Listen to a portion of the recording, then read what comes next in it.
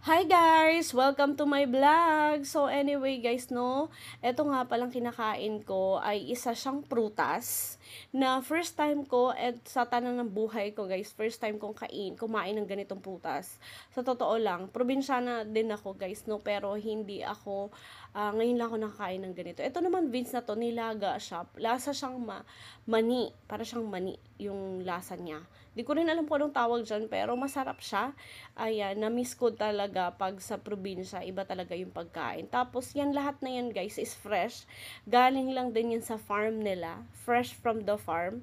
Ganun kalaki yung kanyang ano guys, no, kanyang bakuran or yung kanyang lupain dito sa Tarlac kasi sobrang dami nilang prutas. Merong suha, may mangga, may santol, may kaimito, may saging, may papaya.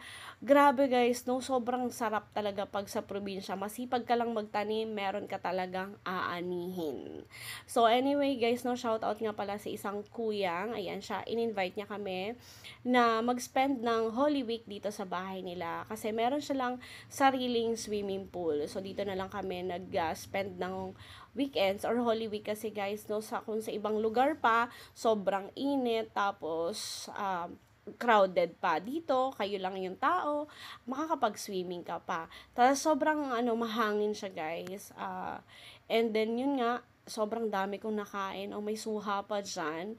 Actually guys, no, may strawberry pa dyan. Pero saka ko na lang siya i-upload. May mga strawberry farm pa sila. Grabe na. May pamais pa yan. Pero sa ngayon, ito muna yung upload kong videos. And thank you so much. Thank you for watching.